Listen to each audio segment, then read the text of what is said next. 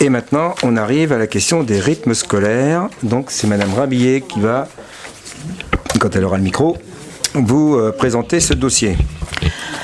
Alors, avant de vous présenter la délibération proprement dite, je voudrais faire un petit retour sur l'histoire. Quand la réforme des rythmes scolaires est sortie, nous avions décidé de prendre du temps pour prendre en compte tous les éléments susceptibles d'appliquer cette réforme au mieux de l'intérêt des enfants. C'était celui qui primait. Pour cela, nous avons attendu septembre 2014, après un énorme travail collectif de 18 mois. Tous les acteurs de la coéducation y ont été associés. Enseignants, parents d'élèves, professionnels de l'animation, responsables d'associations étaient tous réunis autour de la table pour élaborer un projet où l'objectif primordial était bien l'intérêt de l'enfant.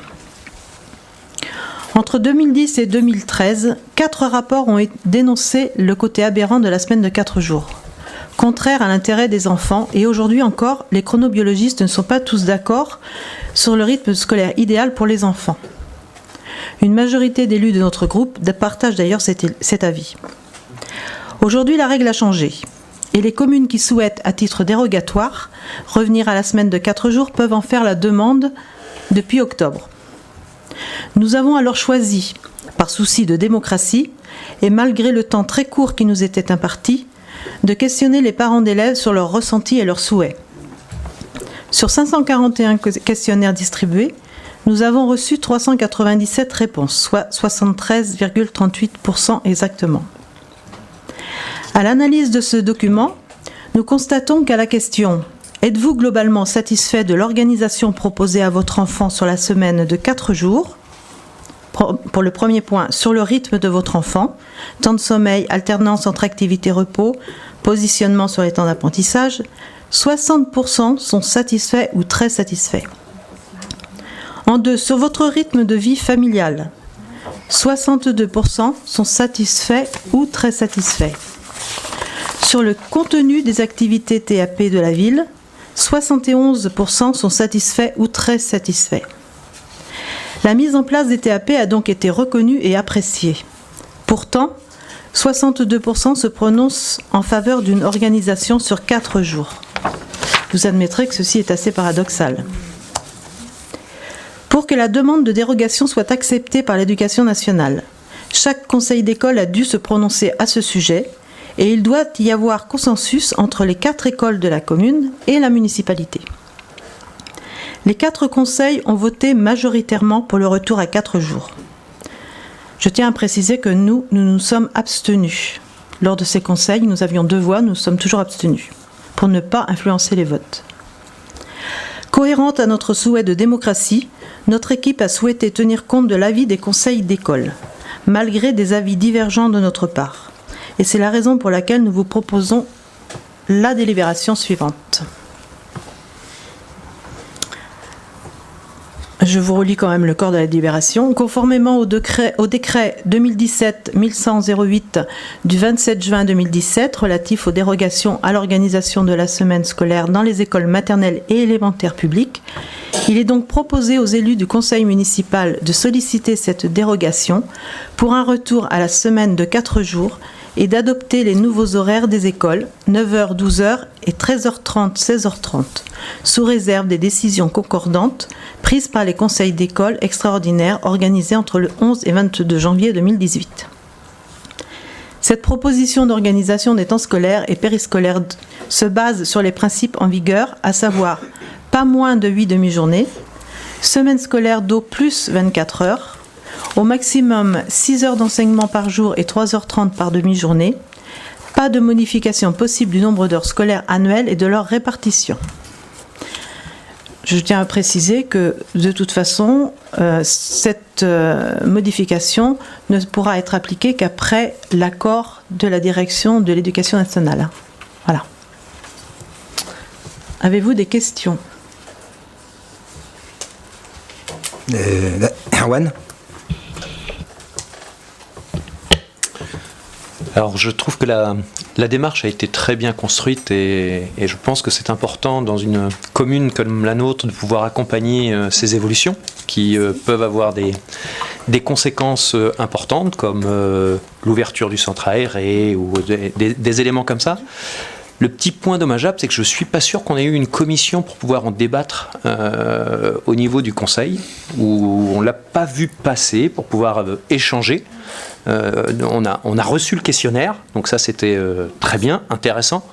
Mais en amont, on aurait peut-être apprécié pouvoir avoir un petit débat quand même au sein d'une commission sur cette thématique qui, je pense, est importante.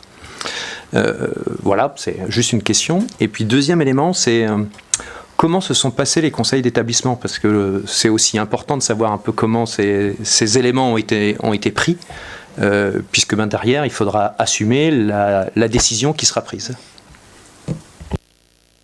Question ? Sylvie ? Guillaume Thune a souhaité s'exprimer. En fait, il est absent ce soir, mais j'ai son pouvoir. En face. Donc je vais lire ce qu'il souhaitait exprimer.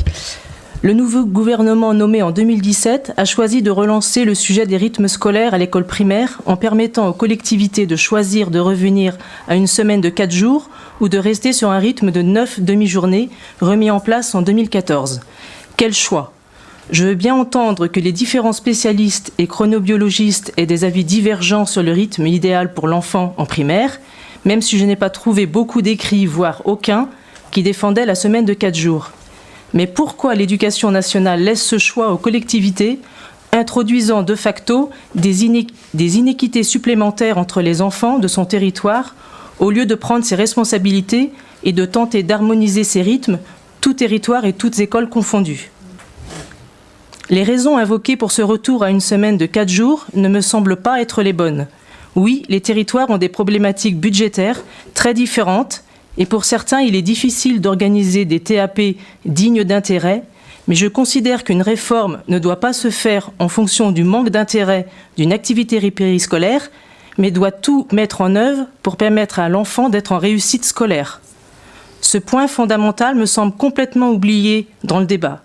J'espère que sur un autre plan, le débat qui s'ouvrira sur la réforme du baccalauréat n'omettra pas ce point et qu'il n'aboutira pas à une réformette de façade pour masquer une réelle volonté de réduction de coûts sur un sujet qui n'en a pas besoin.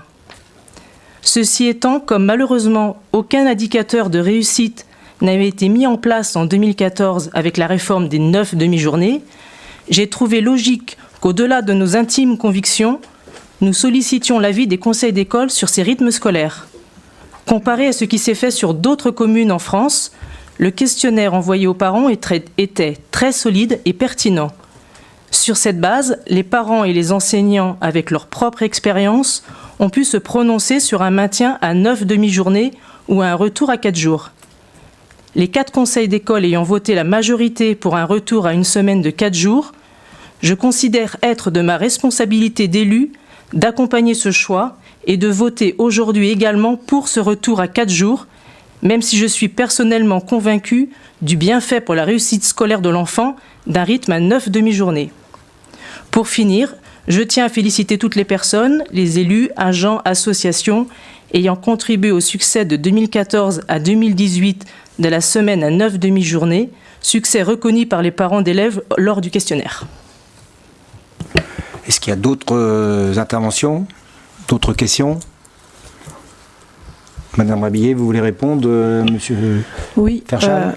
D'une part, la question du temps qui nous était imparti. On a eu 1 mois et demi pour se retourner, 18 mois pour préparer la réforme de TAP, 1 mois et demi pour tout défaire et retricoter autre chose. Voilà. En plus de ça, dans ce mois et demi, il y avait quand même 2 périodes de vacances. Les périodes de vacances de la Toussaint, et ça venait se buter sur les périodes de vacances de Noël. Donc on a demandé une petite dérogation de temps, un petit laps de temps supplémentaire qui nous a permis de... Alors au mois de novembre, monsieur le maire a reçu les parents d'élèves d'une part, a reçu les enseignants d'autre part, et dès que ça a été possible, faut pas oublier aussi que nous avons une responsable du service enfant jeunesse qui est arrivée très tard, donc elle a dû se plonger elle est arrivée fin septembre, donc elle a dû se plonger dans toute l'historique de nos TAP et de comment ça fonctionnait ici. Enfin, c'était très difficile de tout faire d'un seul coup, donc mais quand même, malgré tout, elle a élaboré un projet de questionnaire que nous avons amendé tous les deux, puis qui a été envoyé aux parents d'élèves, les représentants de parents d'élèves, pour à leur tour ils fassent des réflexions, des observations et qu'on a remodifié à la marge, mais qu'on a remodifié certaines formulations ou certaines questions parce qu'on a écouté leur raisonnement. Voilà pour la forme. Donc on avait vraiment pas de temps parce que les parents avaient une semaine pour nous rendre les questionnaires juste avant les vacances de Noël. Vacances de Noël, notre personnel a aussi des vacances. Et la première semaine au retour des vacances de Noël, ce qui est quand même assez récent, hein, c'est le 8, ils ont repris cette année-là. En une semaine, tout a été analysé. Maintenant, c'était pas les vacances. Pardon ? Elle a analysé même juste à mordre sur la semaine avant la fin des vacances. Pendant une semaine, tout a été analysé, il y a une base de données qui a été faite et on a eu les résultats. Et ça, tout devait être prêt avant le 11, date du premier conseil extraordinaire convoqué par les directeurs d'école. Donc vous voyez, c'était très très très restreint comme timing et on a vraiment paré au plus pressé en prenant l'avis des parents d'élèves, puisque ce sont les premiers concernés quand même, avec les enseignants et les professionnels de l'animation. Comment se sont passés les 4 conseils ? Eh bien, globalement, tout le monde a fait le constat du paradoxe qu'il y avait entre les résultats et les parents qui constataient la satisfaction qu'ils avaient eue à l'organisation, l'organisation sur leur vie familiale, on avait fait en sorte que la fin de journée ne finisse pas trop tôt par rapport à ce qu'il y avait avant pour pas les perturber dans leur vie familiale, mais aussi dans leur vie professionnelle. Constater qu'au niveau de l'équilibre, comme je vous ai lu, hein, c'était tout était. Enfin, on a eu que entre 60 et 71% de satisfaction sur ces 3 volets. Tous les parents d'élèves et les enseignants ont été surpris que bon, ça c'est bien, on est content, mais on veut changer. Voilà, donc ça, c'était vraiment l'élément fort. Monsieur Salo m'accompagnait. Madame Elias m'accompagnait aussi à un conseil, et on l'a tous constaté, c'était ça en premier. Deuxième chose qui a été fortement regrettée, c'est ce que Monsieur Couturier a dit, Monsieur le maire a dit, c'est que en 2014, avant d'appliquer cette réforme, enfin en 2013, nous on avait pris une année de plus, eh bien il n'y avait pas eu d'évaluation sur la semaine avec les rythmes précédents, et que de plus. Donc, rappelez-vous, hein, ceux qui étaient là, on allait quand même à tâtons parce que les chronobiologies c'était déjà différent. On avait fait une réunion d'information sur la commune. C'était difficile de dégager un avis, à moins de revenir au samedi matin. Mais ça, personne n'en voulait. Et après, de façon cohérente, pas d'évaluation pour la semaine de 4 jours et demi, telle qu'elle a été faite depuis 2014. Donc ça, ce sont les grands points qui en sont ressortis. Voilà. Et d'ailleurs, les votes ont été partagés. Il y a une école où il y a même eu 4 votes pour l'école, pour la semaine de 4 jours et demi, et 5 votes seulement pour la semaine de 4 jours. Donc vous voyez, il y a eu quelquefois des votes très serrés. Parce que les parents étaient surpris. Y a-t-il d'autres remarques, d'autres questions ? Nejat ? Moi, je trouve que le paradoxe... ça me met un peu en retenue, parce que quand on voit que tout le monde est satisfait et en même temps ils veulent retourner à 4 jours, je crois qu'ils ont imaginé que toutes les activités qui sont réalisées gratuitement par la mairie pendant le rythme 4 jours et demi, ça va continuer pour 4 jours. Donc je crois que les parents, ils ont préféré leur... au lieu de préférer les intérêts des enfants, ils ont préféré les intérêts des parents. C'est pour ça que je vais m'abstenir. Alors, est-ce qu'il y a d'autres avis en particulier ou d'autres questions Non ? Moi, pour compléter ce qu'a dit Marie-Christine, là, c'est vrai que l'absence d'un responsable de service du mois d'avril jusqu'au mois de septembre, parce que c'est comme ça que ça s'est passé, hein, concrètement, ne pouvait pas lancer la procédure de recrutement avant de savoir un peu ce qui allait se passer pour celui qui était là. Et ensuite, la procédure de recrutement lancée et la personne recrutée en juin, avec le délai habituel, c'était arrivé fin septembre. Alors je ne sais pas si, mais certainement que c'est difficile à imaginer, mais il faut comprendre que c'était un service qui fonctionnait avec les responsables au niveau en dessous, qui géraient leur partie à leur façon, comme ils pouvaient, coordonnés avec la responsable du CCAS, mais qui normalement ne devait plus faire ça dans la nouvelle organisation. Donc on était vraiment dans une situation très difficile. La personne qui est arrivée, on lui a laissé quand même un peu de temps pour voir comment fonctionnait l'ensemble de son service et d'essayer de commencer à ajuster des choses. Donc on ne lui a pas mis on n'a pas mis le couteau sous la gorge alors que la loi a été votée. Effectivement, on savait depuis l'été qu'on pouvait regarder cette question-là. Si on avait pu faire beaucoup plus vite, évidemment, on aurait pu prendre le temps de débattre comme vous l'avez fait remarquer. On a su le déroulement des choses possibles qu'en octobre. Oui. Ah bah oui. Non, enfin, le déroulement, oui, mais en octobre, après, elle n'était pas encore en état apte à se lancer sur ce nouveau sujet. Voilà. Donc c'est pour ça qu'on l'a lancé juste en novembre, quoi, en gros. Voilà. Et moi, je pense quand même que par rapport à cette difficulté qu'on a pour apprécier le résultat, mais ça c'est les choix des parents, en organisant cette consultation, on donnait la parole aux parents. Et je crois que dans ce domaine-là, c'est quelque chose qu'il fallait faire. Et comme ça a été dit par Sylvie pour Guillaume, c'est vrai qu'il y a beaucoup de communes qui ne se sont pas embêtées sur le sujet. Et moi, je crois que c'est important. S'ils avaient donné des avis à 50-50, compte tenu de nos convictions, les convictions d'une partie au moins du groupe majoritaire qui sont plutôt pour apprécier ce fonctionnement en 4 jours et demi, du coup je pense que s'il y avait des avis pas tranchés des parents, on vous aurait proposé on vous aurait même pas mis à l'heure du jour, puisque dans ce cas-là, de fait ça restait à 4 jours et demi. Mais compte tenu de la forte proportion de parents, je rappelle 62% pour passer à 4 jours et 22% pour rester à 4,5. Du coup, tout en redisant, comme ça a été dit par les intervenants, que c'est quand même regrettable, mais on suit le résultat du vote des parents et on demande la dérogation. Voilà ce que je voulais dire pour compléter et conclure cette question. Est-ce que... D'autres questions ?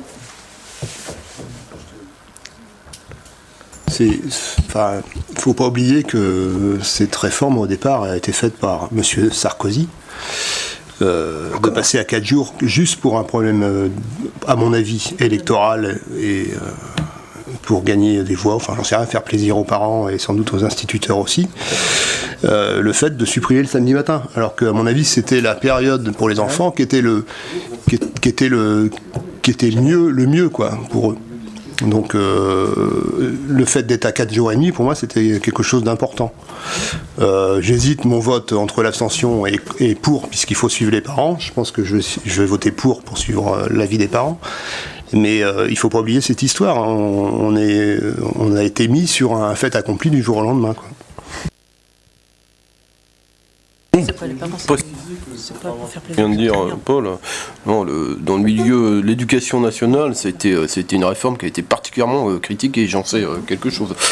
D'autres considérations que celles qui ont été évoquées, mais ça a été très très critique et il y avait très peu d'adhésion du milieu enseignant. Je ne parle pas des enseignants, je parle de manière générale, au niveau national, bien évidemment, à cette réforme. Mais David ? Il me semble que c'est pas le gouvernement Sarkozy qui a fait cette réforme-là, c'est le gouvernement Hollande. Non, Hollande a mis les 4 jours et demi, mais les 4 jours, ça a été mis en place par Sarkozy. C'est Darcos qui a fait ça. Et après, Hollande, lui, ce qu'il a fait, c'est que il a fait les TAP. Il a fait les TAP, mais par contre en laissant le choix aux communes. Et là aussi, il y a eu une connerie de fait, quoi. Comment tu parles ? Bien. Alors, est-ce qu'il y a d'autres remarques ? Est-ce qu'on peut passer au vote? Bien. Alors, qui est contre? Qui s'abstient? Donc je compte bien 2 abstentions, c'est ça? Pas de pouvoir, 2. Et D'accord? qui est pour? Merci. Merci.